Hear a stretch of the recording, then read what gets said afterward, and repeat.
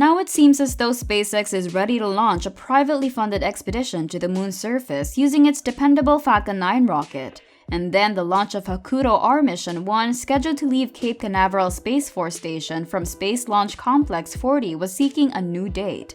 So in today's video, we will be covering everything you need to know about the Japanese moon lander launched by SpaceX on December 11th. So what's really happening? What's their new plan? Welcome to Smarter Tech, and without further ado, let's get started.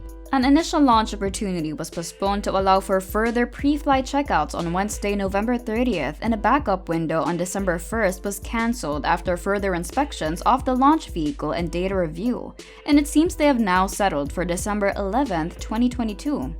If all goes as planned, a Falcon 9 rocket will launch the HAKUTO-R lander for the Tokyo-based business iSpace toward the moon on Sunday at 2:38 a.m. Space enthusiasts will have a lot to celebrate on Sunday since NASA's Orion spacecraft will complete its Artemis 1 moon mission that afternoon when it returns to Earth. It was originally planned for the upcoming SpaceX flight, which will launch iSpace's Mission 1 to launch last month. However, it was repeatedly postponed so that SpaceX could examine the Falcon 9 further. What those checks looked into is yet to be disclosed by SpaceX. According to the company's update today, the HAKUTO-R lander, which is also transporting a tiny moon rover for the United Arab Emirates, and the Falcon 9 are both looking good for launch no earlier than Sunday. According to Spaceflight Now's launch timetable, SpaceX's inaugural launch of OneWeb Internet satellites, the US Defense launch, and the Group 437 batch of Starlink broadband spacecraft are all postponed. NASA and the French Space Agency collaborated to create the Surface Water and Ocean Topography satellite. On November 26th, a Cargo Dragon launched to the International Space Station was the most recent Falcon 9 mission. In the month of November, SpaceX also carried out a number of additional Falcon 9 launches and a single mission with a Falcon Heavy. On the other hand, note that the Starlink mega constellation currently has more than 3,200 operating satellites, and SpaceX launch program relies heavily on the Falcon 9. And well, the rocket is widely utilized in space. For instance, it has launched people, deep space probes, and secret defense satellites for the American military and NASA. With 186 launches, the Falcon 9 is renowned for its high flight cadence and dependability. The rocket's first stage may be reused, and certain boosters have already been used more than a dozen times. It's strange to observe a string of delays with the Falcon 9 given its extensive history, tradition, and success. Despite this, Blue Origin, which had a long history of accomplishments up until that time, experienced a failure in September during an uncrewed launch of their New Shepard suborbital spacecraft. That mishap served as a timely warning that nothing should be taken for granted and that spaceflight is still challenging. On the other hand, taking a look at the HAKUTO mission, this mission has been planned for more than a decade. The mission sponsor, iSpace, started as a contestant in the Google Lunar X Prize, which sought to create the first private lunar exploration mission. The crew accomplished a significant feat in 2015 when they successfully finished a rover demonstration, earning them $500,000. The crew had a flight-ready rover as its initial launch point in under 2 years. But the joint trip to the moon was abandoned because the main spacecraft failed to complete its mission component.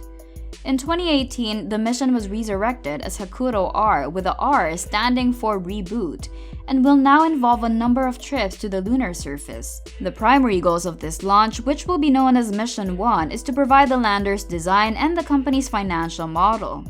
On the other hand, the Japanese Aerospace Exploration Agency will have a lunar robot that, according to the organization, will be roughly the size of a baseball. There will also be additional private experiments aboard, even though it is still being determined exactly what each additional payload will contain. A CubeSat designed for the moon will also be carried by the Falcon 9 transporting these payloads. The Lunar Flashlight secondary payload created by NASA's Jet Propulsion Laboratory will launch into a highly elliptical lunar orbit, passing just 15 kilometers above the moon's south pole. Lasers will be used to search for signs of water ice. The satellite was placed on board this launch instead of the Artemis 1 mission, which was planned to carry this payload. However, this launch was delayed from its initial August attempt. These cargos will be launched into orbit by the 5th mission of the Falcon 9, which has only ever left SLC-40. Before we continue, hold up, if you're watching us for the first time, make sure to hit that subscribe button and turn on notifications so you can enjoy our future videos while getting updated. Getting back to the topic, if you've been keen in the last days, you noted that SES-22 and 3 Starlink missions were previously launched by B-1073, the first stage booster, in May 2022, August 2022, and September 2022. So instead of landing on a drone ship in the Atlantic Ocean, the launch profile for the mission will incorporate a return to launch site landing for B-1073. It will land at Landing Zone 1 only a few minutes after takeoff. For this operation, SpaceX has a marine asset deployed. The dog-fairing recovery ship is berthed around 460 kilometers east of SLC-40. The spacecraft's 2 fairings, or protective covers, will be recovered from the vessel when it flies through Earth's atmosphere. Suppose everything goes well from now till December 11. The equipment at the launch pad will start filling the Falcon 9 with RP-1 fuel, a kind of refined kerosene, 35 minutes before liftoff. Liquid oxygen, the Falcon family of rockets oxidizer, starts to load into the first stage simultaneously. At T16 minutes before liftoff, LOX is loaded onto the second stage. The engines are chilled to ready them for the supercooled cryogenics that will flow through them at liftoff 7 minutes before launch. The countdown for Falcon 9 begins at T1 minute when the propellant tanks are pressurized for launch and the onboard computers take complete control of the countdown. The 9 Merlin 1D engines at the first stage's base are ordered to ignite at T3 seconds and liftoff occurs at T0. A series of events start to happen quickly after T+2 minutes, 13 seconds. The main engine cutoff for the first stage engine, followed by the separation of the first and second stages 3 seconds later. The second stage engine, known as the SES-1, will ignite about 8 seconds later. The fairing halves will split just 3 minutes into the flight and start their trek back towards the Atlantic Ocean for retrieval and reflight. The first stage will utilize its attitude control thrusters to execute a flip maneuver, sending it on a trajectory back towards LZ-1. In contrast, the second stage Merlin vacuum engine continues its 5.5-minute burn to place HAKUTO-R into an initial parking orbit. 3 engines are used in an entrance burn at T+6 minutes, 33 seconds to help slow down the first stage booster and prevent it from overheating when it re-enters the atmosphere. B-1073 will then deploy a set of previously stowed landing legs at T+7 minutes at 43 seconds and gently touch down at LZ-1. The second stage and cargo should be in a first parking orbit at T+7 minutes and 52 seconds when the confirmation of second engine cutoff 1 has been received. At T+39 minutes, 49 seconds, the MVAC engine will ignite again for 55 seconds.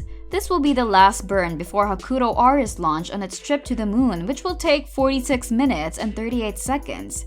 After a brief extension, NASA's lunar flashlight will deploy 52 minutes and 48 seconds into the voyage from Falcon 9.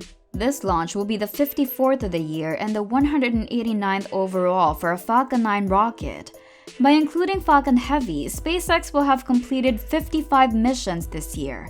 Moreover, this would be the 6th booster to stand vertically at the CCSFS this year, including Falcon 9 and Falcon Heavy boosters, and the 22nd successful landing at LZ-1 and LZ-2 in CCSFS history. So, do you think SpaceX will have another delay, or will it be smooth sailing from here on? Comment down below. Also, please leave a like and subscribe. Don't forget to turn on the notification bell for more amazing videos. Goodbye!